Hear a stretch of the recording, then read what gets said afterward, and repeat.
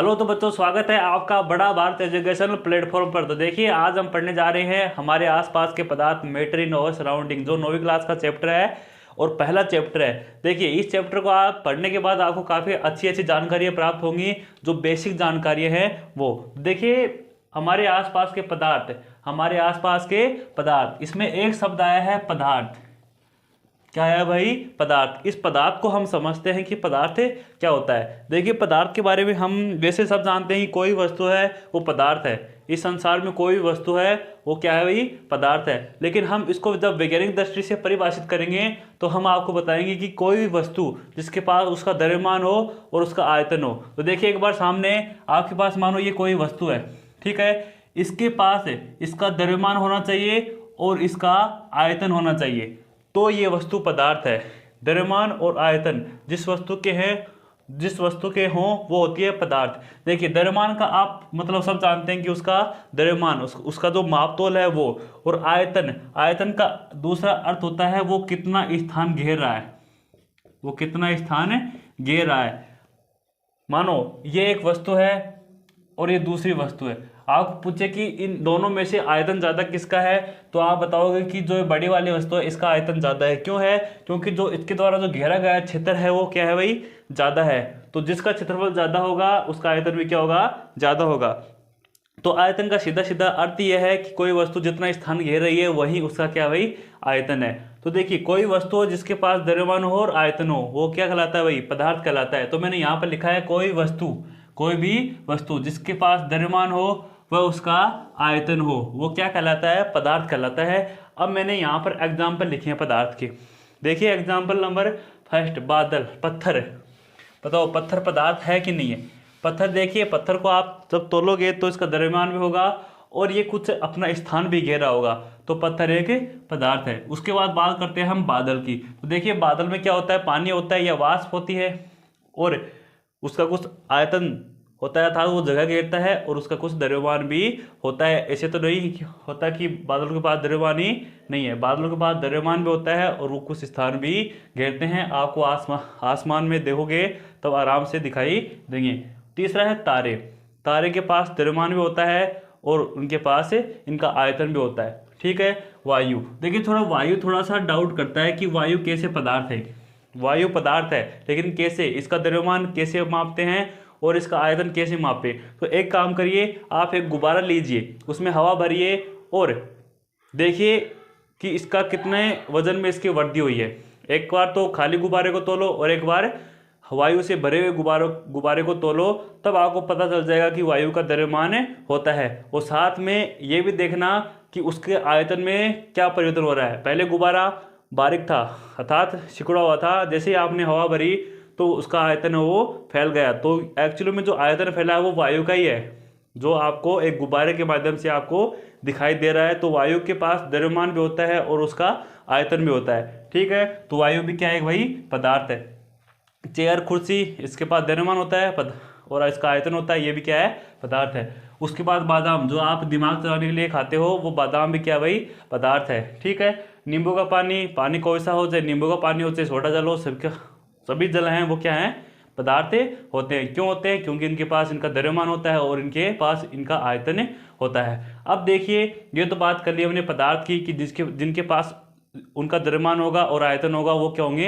पदार्थ होंगे। लेकिन मैंने यहाँ पर कुछ एग्जाम्पल लिखे हैं, जैसे विचार, घृणा, स्नेह, गंध, इतर की गंध। ये पदार्थ है कि नहीं है? आपको ये बताना है कि ये पदार्थ है कि नहीं है। तो देखिए, हम सबसे पहले बात करते हैं विचार की। आपके दिमाग में कोई आइडिया आया है, विचार आया है, आपने सोचा कि मैं अंतरिक्ष में जाऊँगा एक दिन, ठीक है। वैसे जा सकते हो, लेकिन जो विचार है न तो उसका द्रव्यमान है और न उसका आयतन है, वो पदार्थ नहीं है। तो हम बोल सकते हैं कि विचार एक पदार्थ नहीं है। दूसरा है घृणा। घृणा, किसी से नाराज होना, किसी से नफरत करना, ये घृणा है। अब न तो घृणा को हम माप सकते हैं न इसका आयतन होता है, ठीक है। तो ये भी क्या है? पदार्थ नहीं है। उसके बाद बात करते हैं स्नेह की। आप किसी से स्नेह करते हो तो ये भी पदार्थ नहीं है, क्योंकि ये भावनाएं हैं जो आपके मन में आती है। इसके बाद बात करते हैं गंध की। आपको अच्छी गंध आ रही है, बुरी गंध आ रही है, कोई पदार्थ नहीं है। क्यों नहीं है? न तो इसके पास इसका द्रव्यमान है और न इसका आयतन है। उसकी बात करेंगे इत्र की गंध, इत्र की सुगंध। अब देखिए इत्र की सुगंध वो अच्छी भी हो सकती है, बुरी भी हो सकती है। आपको गंध और इत्र की गंध दोनों केस में इनको पदार्थ नहीं मानना है, ये सिर्फ थोड़ी बाहर से आने वाली कुछ भावनाएं हैं। ठीक है, अब देखिए ये बात कर ली हमने पदार्थ की, ठीक है, और इनके एग्जाम्पल की।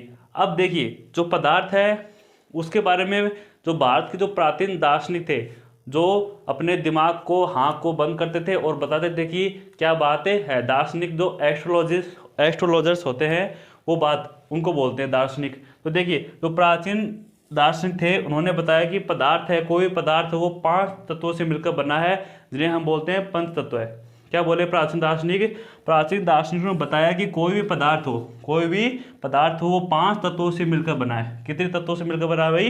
5 तत्वों से मिलकर बना है। ये 5 तत्व कौन कौन से हैं? एक है वायु, पृथ्वी, अग्नि, आकाश और जल।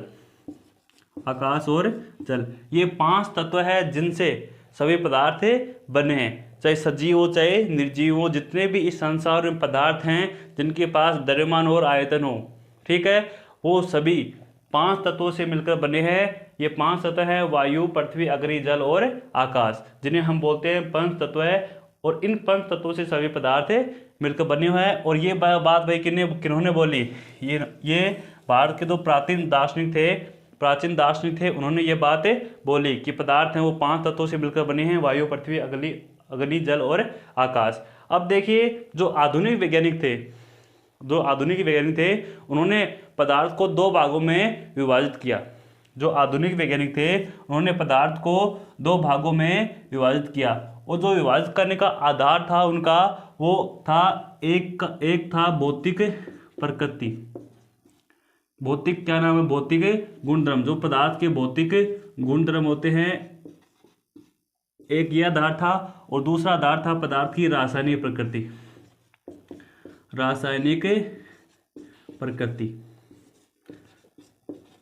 प्रकृति। ये 2 आधार थे आधुनिक वैज्ञानिकों के पदार्थ को विभाजित करने के। अर्थात पदार्थ को आधुनिक वैज्ञानिकों ने 2 भागों में विभाजित किया, जिनका आधार था, एक था भौतिक गुणधर्म और दूसरा था रासायनिक प्रकृति। कि एक पदार्थ वो भौतिक रूप से कैसा है और रासायनिक रूप से कैसा है एक पदार्थ। ठीक है, तो सबसे पहले हम बात करेंगे पदार्थों के भौतिक गुणधर्म की, जिसमें हम देखेंगे पदार्थ का भौतिक स्वरूप क्या है। तो बात करते हैं हम पदार्थ के भौतिक स्वरूप की कि एक्चुअली में जो पदार्थ का जो भौतिक स्वरूप है वो कैसा है। तो देखिए जो पदार्थ का जो भौतिक स्वरूप है वो ये है कि कोई पदार्थ है वो कणों से मिलकर बना होता है और जो उसके कण हैं वो अति सूक्ष्म होते हैं।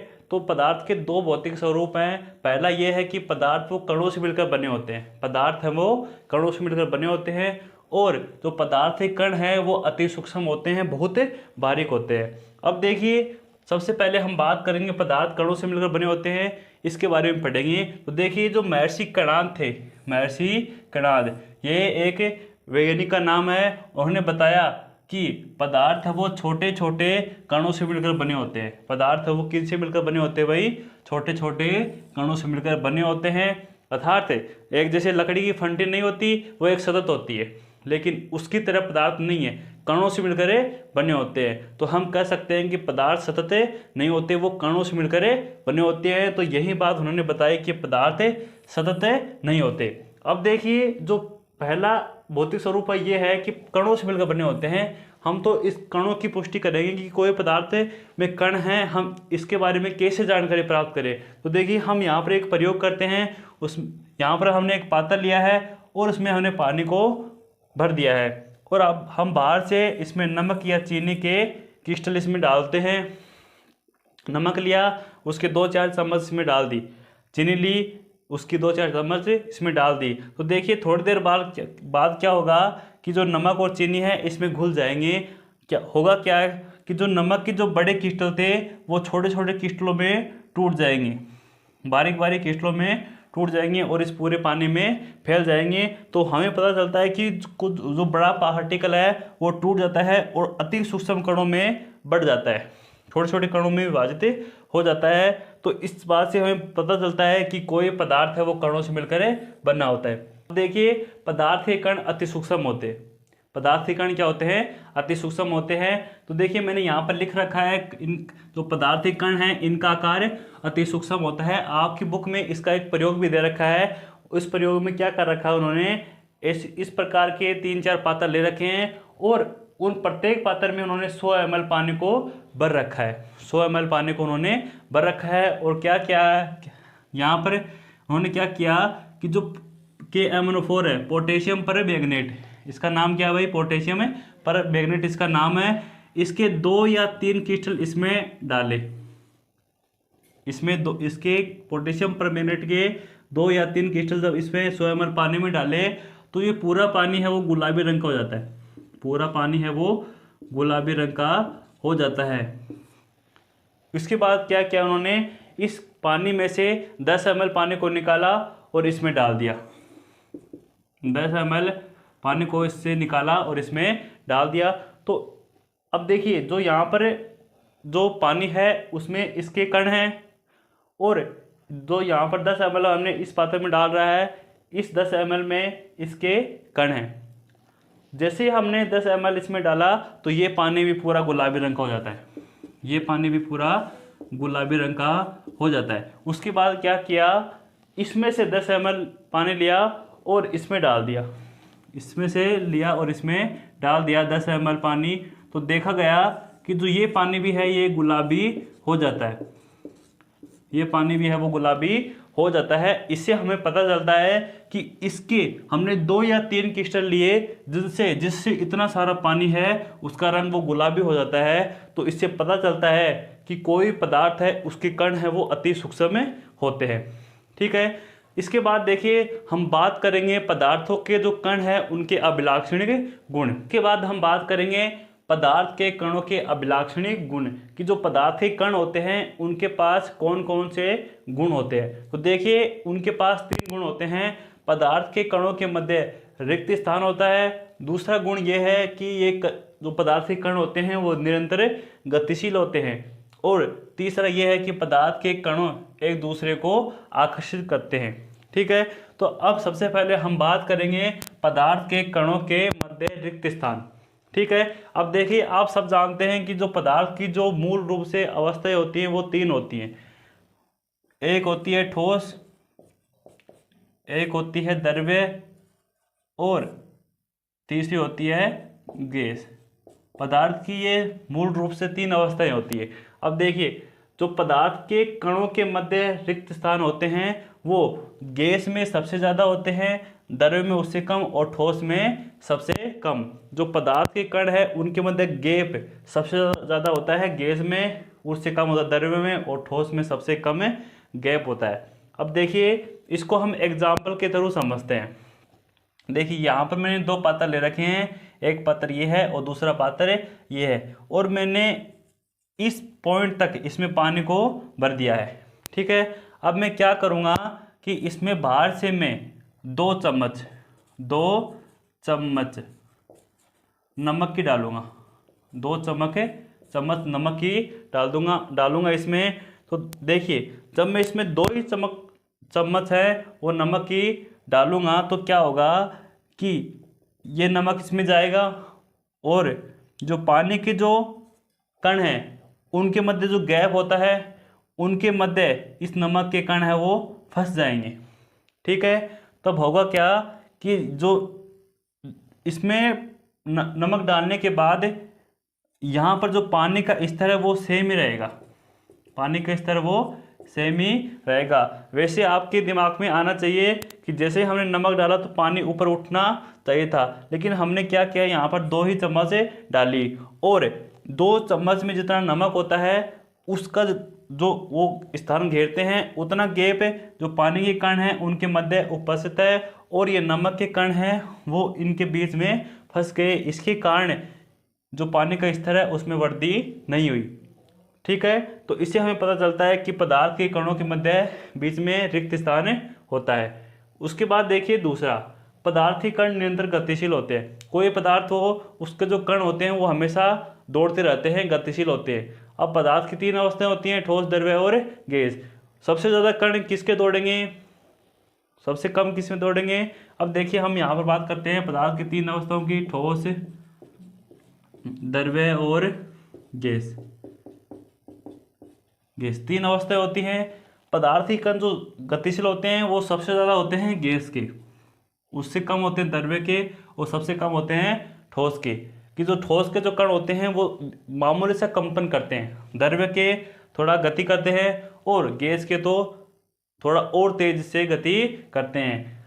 इससे पता चलता है कि जो सबसे तेज गतिशील कण है वो है गैस के, उससे कम है द्रव्य के, और सबसे कम है ठोस के। अब देखिए हम इसको एग्जाम्पल से समझते हैं। यहाँ पर मैंने एक पात्र लिया है और इसमें मैंने बाहर से एक स्याही की बूंद डाली है। बाहर से मैंने एक इसमें क्या डाल दी भाई, स्याही की बूंद डाल दी। जैसे ही मैं ये स्याही की बूंद इस पर डालूंगा तो ये स्याही की बूंद ये इस पूरे पानी में फैल जाएगी। क्यों फैलेगी? क्योंकि जो स्याही के जो पदार्थ है उसमें भी कण होंगे, और वो क्या होते हैं, निरंतर गतिशील होते हैं। तो इसी कारण निरंतर गतिशील होने के कारण ही इस पूरे पानी में ये स्याही फैल जाती है। और देखिए जब ये पदार्थ के कण गतिशील होते हैं तब उनके पास एक ऊर्जा होती है जिसे हम बोलते हैं गतिज ऊर्जा।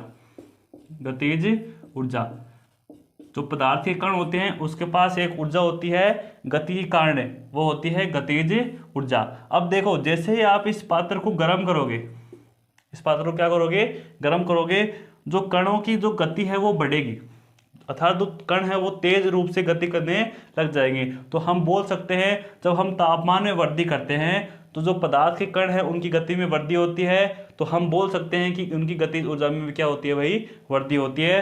तो हम जो गतिज ऊर्जा है वो हम बोल सकते हैं समानुपाती होती है टेम्परेचर की। क्या होती है भाई, टेम्परेचर के। टेम्परेचर हम जैसे जैसे बढ़ाएंगे तो जो पदार्थ के कण है उनकी गतिज ऊर्जा में क्या होगी भाई, वृद्धि होगी।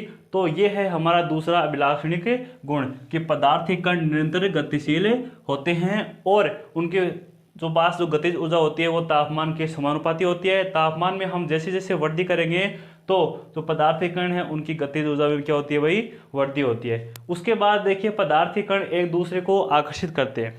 पदार्थ के कण क्या होते हैं भाई, एक दूसरे को आकर्षित करते हैं। इस बात को हम समझते हैं। देखिए आपके बुक में ये डायग्राम दे रखा है जिसमें नल दे रखा है, नल से पानी कूदता आपको दिखाई दे रहा है। अब एक काम करिए, पहले ये नल है, पानी कूद रहा है इसे आराम से इसे, और आप क्या करिए, आप बीच में इसके अंगुली दे दीजिए। जैसे पानी कूद रहा है इसके बीच में आप अंगुली दे दोगे, तो यहाँ पर मैंने दे दी इसके बीच में अंगुली। अब होगा क्या, यहाँ से पानी फट जाएगा और ये पानी वापस नीचे आकर मिल जाएगा। इससे हमें पता चलता है कि जो पदार्थीय कण है उनके मध्य आकर्षण है। एक बार हमने अलग कर दिया फिर भी ये वापस जुड़ जाते हैं। क्यों जुड़ जाते हैं? क्योंकि जो कण होते हैं उनके मध्य क्या पाया जाता है भाई, आकर्षण पाया जाता है। तो देखिए अब जो पदार्थ की जो अवस्थाएं होती हैं, ठोस, द्रव्य और गैस, इन तीनों अवस्थाओं में जो आकर्षण का क्रम है वो कौन सा है, कि किन कणों के मध्य आकर्षण ज़्यादा है और किन कणों के मध्य आकर्षण कम है। तो देखिए जो ठोस पदार्थ होते हैं उनके जो कण होते हैं उनके मध्य आकर्षण होता है वो सबसे ज़्यादा होता है, द्रव्य में थोड़ा उससे कम और गैस में सबसे कम आकर्षण होता है कणों के मध्य। तो सबसे ज़्यादा आकर्षण होगा वो ठोस अवस्था में होगा, उससे कम द्रव्य में, और सबसे कम होगा गैसीय अवस्था में। ठीक है, तो ये है इनका आकर्षण का क्रम, और हमने समझ लिया यहाँ पर आकर्षण। तो ये हुए पदार्थ के कणों के अभिलाक्षणिक गुण। 3 गुण हैं। पहला गुण है पदार्थ के कणों के मध्य रिक्त स्थान होता है। पात्र लिया, ये इसमें हमने नमक ऐड किया, तो नमक ऐड करने पर पानी का स्तर उठना चाहिए था, लेकिन उठा नहीं। क्यों नहीं उठा? क्योंकि जो पानी के कण हैं उनके मध्य रिक्त स्थान होते हैं, और उन रिक्त स्थानों में नमक के कण है वो फंस जाते हैं। इसी कारण जो पानी का स्तर है वो समान ही रहता है। उसके बाद देखिए पदार्थ के कण है वो निरंतर गतिशील होते हैं। गैस अवस्था के में सबसे ज़्यादा गतिशील होते हैं, द्रव्य में उससे कम, और ठोस में सबसे कम गतिशील होते हैं। जैसे मैंने इस पात्र में स्याही डाली तो स्याही पूरे पात्र में फैल जाती है। क्यों फैलती है? क्योंकि इसके पास गतिज ऊर्जा होती है, और जो तापमान में वृद्धि करने पर बढ़ती है। अर्थात हम बोल सकते हैं पदार्थ के कण निरंतर गतिशील होते हैं। और जो तीसरा अभिलाषी गुण है वो ये है कि कणों के मध्य आकर्षण होते हैं, आकर्षण बल होता है, वो एक दूसरे को आकर्षित करते हैं। पानी से नल कूद रहा है, अगर हम बीच में अंगुली दे देंगे फिर से पानी आपस में जुड़ जाएगा अलग होने के बाद भी। और आकर्षण का जो क्रम है वो ठोस में सबसे ज़्यादा होता है, द्रव्य में उससे कम, और गैस में सबसे कम। एक बार आप एक कील लीजिए और एक चोक लीजिए, दोनों को हथौड़े से पीटिए तो आपको पता चल जाएगा कि दोनों जो पदार्थ हैं उनमें आकर्षण किस में ज़्यादा है। जो लोहा है, लोहे की जो कील होती है उसमें कणों के मध्य आकर्षण ज़्यादा है, इसलिए आपको चोट देने पर भी वो टूटती नहीं है। जबकि जो चोक होता है उसका थोड़ा सा चोट मारने पर वो भंगुर हो जाता है। क्यों होता है? क्योंकि जो चोक है उसके जो कण है उनके मध्य आकर्षण है वो कम है। ठीक है, तो ये पदार्थ के कणों के मध्य आकर्षण का पॉइंट है। तो यहाँ पर हमारे 3 पॉइंट सलटे हैं, पदार्थ के जो भौतिक स्वरूप है उसके बारे में और पदार्थ के कणों के अभिलाक्षणिक गुण के बारे में। अगर आपको वीडियो अच्छा लगा तो वीडियो को लाइक कीजिए, चैनल को सब्सक्राइब कीजिए। मिलते हैं हम अगले वीडियो में। धन्यवाद।